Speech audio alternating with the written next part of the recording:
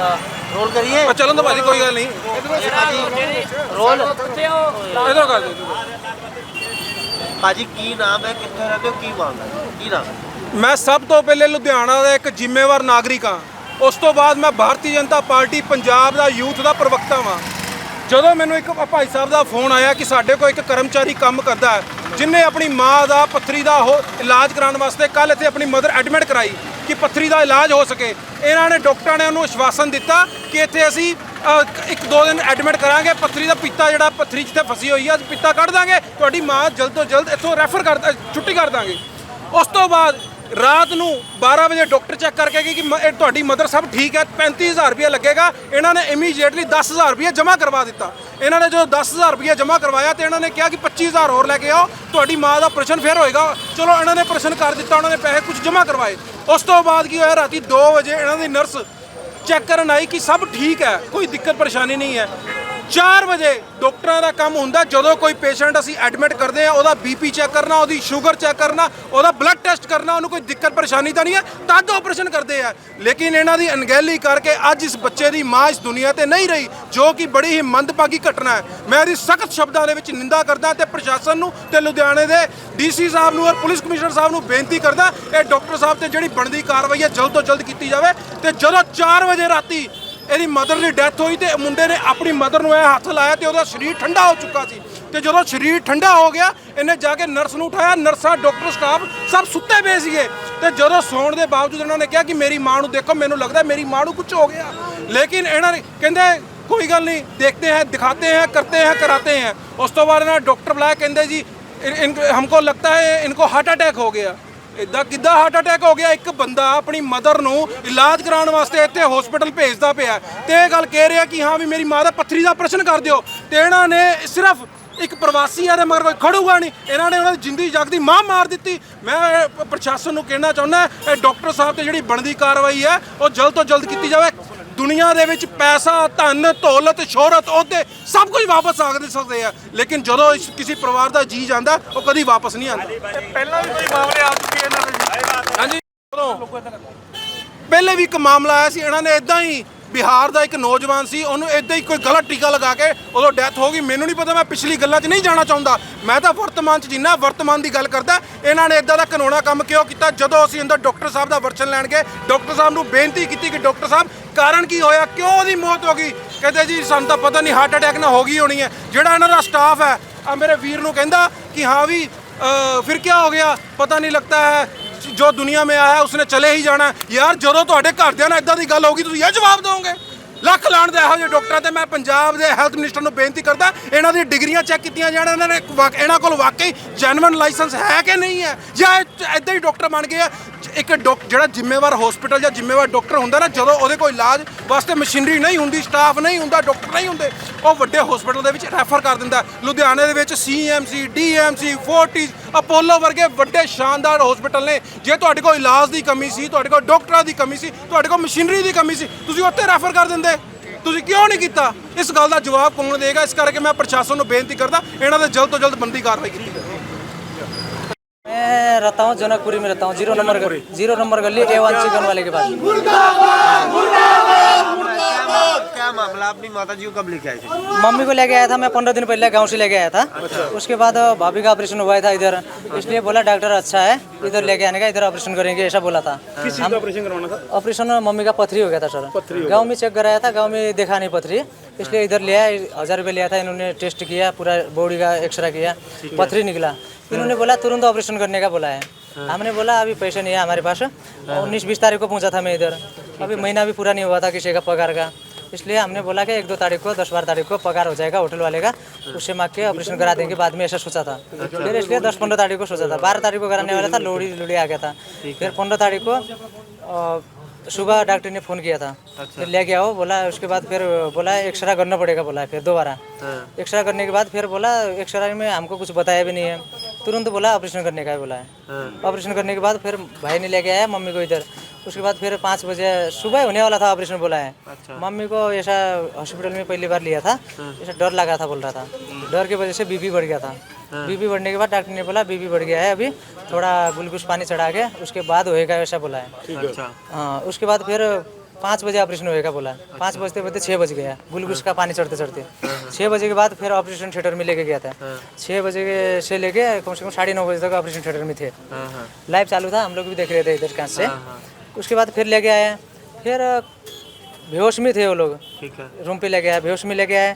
उसके बाद बाटला चढ़ाया, बाटला चढ़ाने के बाद फिर बाटला ख़त्म हो गया। फिर दूसरा 10:30 हो गया। उसके बाद दूसरा मैडम आया था एक, वो बोल रहा है मेरा खाना का टाइम हो गया। बाटला तो चढ़ाने का था, वो दूसरा तो ख़त्म हो गया, दूसरा भी चढ़ाने का था उसको।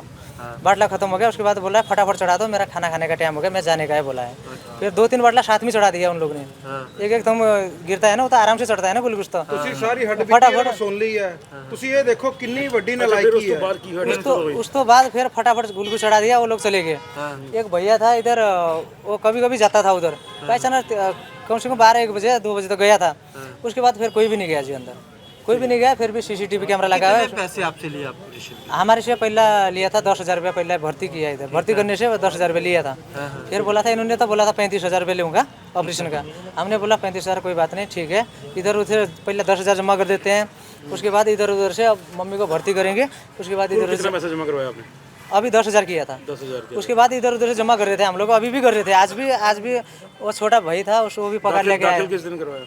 दाखिल कल करवाया था जी। कल करवाया। माता जी का क्या नाम है आपकी? कित्थी देवी सौंदे जी। कीर्ति देवी। डॉक्टर साहब का क्या नाम है आपको मालूम है? डॉक्टर का पता नहीं जी, मैं पहली बार आया। ਦਵਿੰਦਰ ਸਿੰਘ जिन्होंने इलाज किया। हाँ जी। हाँ, उसके बाद फिर 3 बजे तक तो सांस चल रहा था। उसके बाद मैं भी खड़ा था, कम से कम 10 बजे से लेके खड़ा ही था खाट के ऊपर। होश आएगा तो थोड़ा बात करूँगा सोच के, बोला ही नहीं, कुछ सांस भी नहीं आ रहा था, घुट घुट घुट घुट हो रहा था। उसके बाद फिर पैर भी पूरा थक गया था, मैं भी नीचे बैठ गया। लड़की था, भाई का लड़की, कम से कम 15 साल का, वो मम्मी के सराहने पे बैठा था। डॉक्टर कोई नहीं आया इतनी देर? कोई भी नहीं था जी। ਇਹਨੇ ਮੈਂ ਤੁਹਾਨੂੰ ਦੱਸਣਾ ਜੀ, ਇਹਨੇ ਖੁਦ पेशेंट बैठे हैं अंदर, उनको भी पूछ लेना, कोई आया था अंदर, उनको भी, वो पेशेंट को भी देखने के लिए कोई नहीं आया था अंदर। तो आपने बुलाया था डॉक्टर साहब को, किसी नर्स से कहा? हाँ, मैं नीचे बैठा था। उसके बाद 4:30 बजे नीचे बैठा था। उसके बाद लड़की ने बोला, मम्मी का बोल रहा है, पहले तो शेक हो रहा था, अभी नहीं हो रहा है बोला।